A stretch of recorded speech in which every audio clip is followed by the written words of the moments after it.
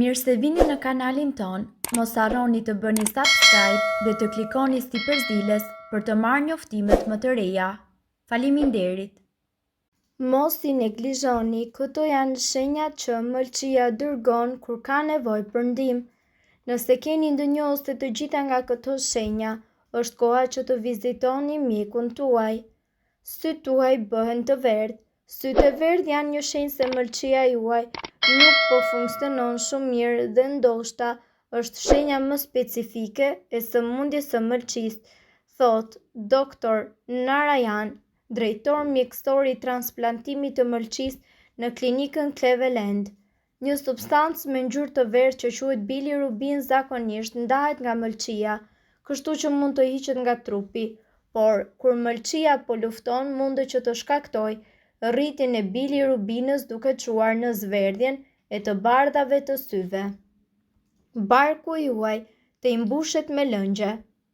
Nëse barku juaj befas kthehet në një balon që nuk ndalet, mundet të jetë më shumë se fryrja e zakonshme. Shtimi i presionit brenda enëve të gjakut rreth mëlçisë mund të çojë në ngritjen e lëngjeve në bark. Është shumë e rëndësishme të shohësh një mjek i cili do të jetë në gjendje t'ju tregojë nëse jeni të fryrë nga gazi, ushqimi apo lëngu. Ju keni hepatit A, B dhe C. Kur viruset ose parazitët injektojnë mëlçin, kjo shkakton inflamacion dhe redukton funksionin e mëlçisë. Llojet më të zakonshme të infeksionit të mëlçisë janë viruset e hepatitit A, përhapet duke hyrë në kontakt me feqet e një personi të kontaminuar ose duke konsumuar ushqim dhe pije të skaduara, ndërkohë që B dhe C më së shpeshti transmetohen përmes së gjakut ose kontaktit me lëngje të tjera trupore. Bisedoni me mjekun tuaj për hapat e tjerë që mund të merrni për të mbajtur mëlçinë tuaj sa më të shëndetshme që është e mundur. Ju nuk mund ta ndaloni kruajtjen. E besoni ose jo, një mëlçi e sëmur mundet të shkaktojë kruajtje në të gjithë trupin tuaj. Ne nuk e di me siguri, por mendohet se ka lidhje me gripën biliare. Gripa biliare është një substancë tretëse e prodhuar nga mëlçia, por në njerëzit me cirozë primare biliare, një substancë sëmundje autoimune e mëlçisë që shkakton shkatërimin e kanalit biliar, kjo sasi biliare mund të grumbullojë dhe të shkaktojë simptoma të dukshme si kruajtja. Jeni vazhdimisht të lodhur. Lodhja e vazhdueshme është pothuajse gjithmonë një shenjë se diçka nuk është siç duhet në trupin tuaj. Sëmundja e mëlçisë mund të jetë njëra prej tyre. Tipi i jepesh pijes tejmase.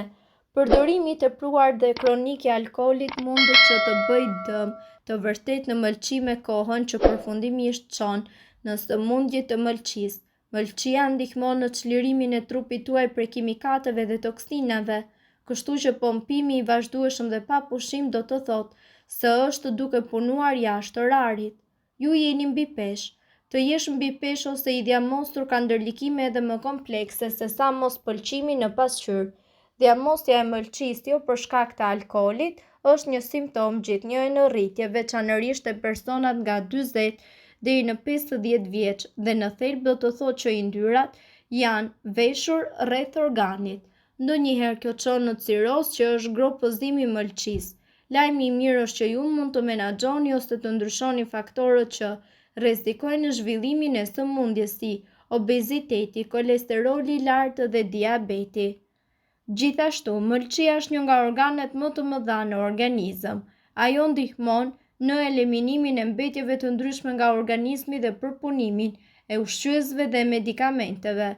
Konsumi i tepërt i alkoolit dhe ushqimeve jo të shëndetshme mundet që të shkaktojë një barrë të rëndë në mëlçi dhe her pas here njeriu duhet që të kryejë disa kura natyrale për pastrimin e saj.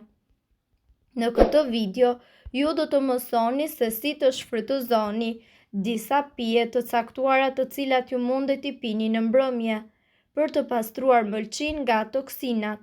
Këto pije ju ndihmojnë edhe të digjni yndyrat edhe depozitat djamore. Pijet më të mira për pastrimin e mëlçisë.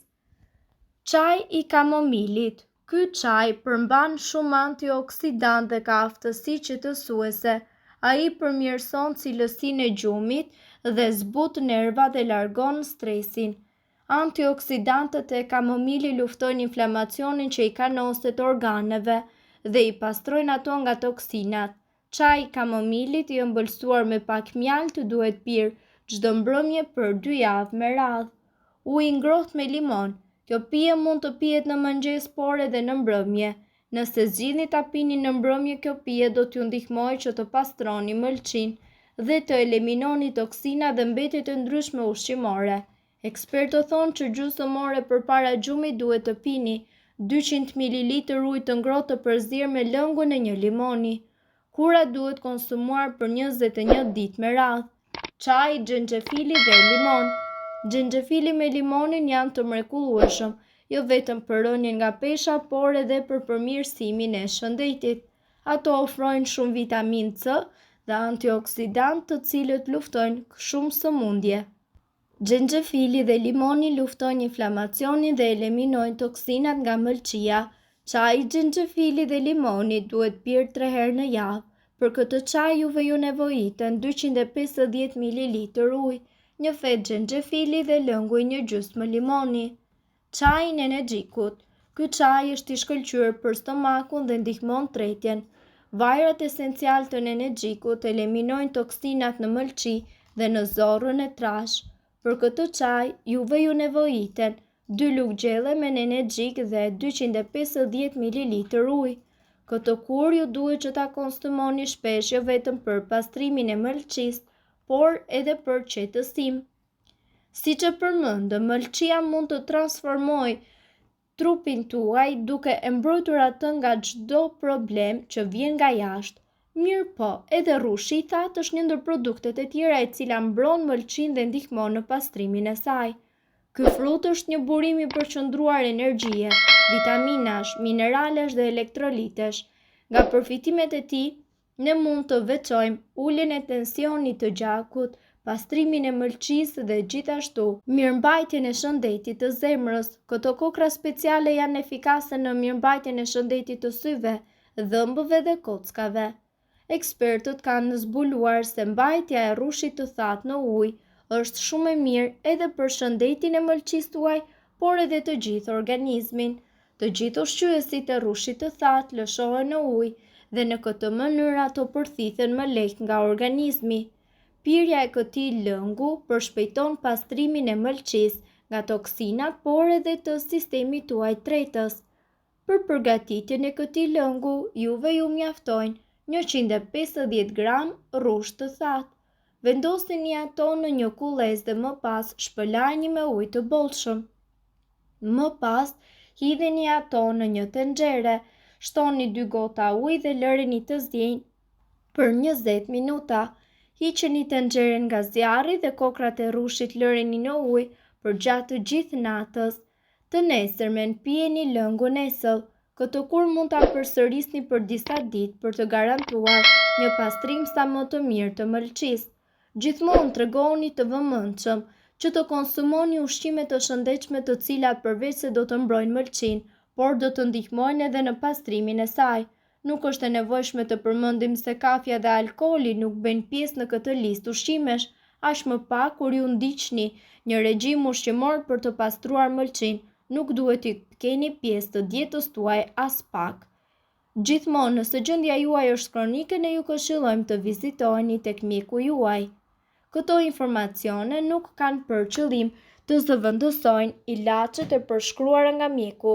Para se të përdorni këto receta të mjekësisë alternative, ne ju sugjerojmë që të këshilloheni më parë me mjekun tuaj. Nëse ndonjë prej këtyre përbërësve ju shkakton alergji, e mira është që të mos i përdorni këto receta të mjekësisë alternative. Nëse doni të dëgjoni video tona që ne postojmë çdo ditë, kliko subscribe. Ju ftojmë gjithashtu të bëni like në video tona nëse i keni dëgjuar dhe e pëlqyer ato. Faleminderit që e pat videon ton. Shpërndajeni këtë video në profilin tuaj në mënyrë që të informohen edhe shokët tuaj. Nëse ndonjë prej këtyre produkteve ju shkakton alergji, E mira është të mos i përdorni këto receta të mjekësisë alternative.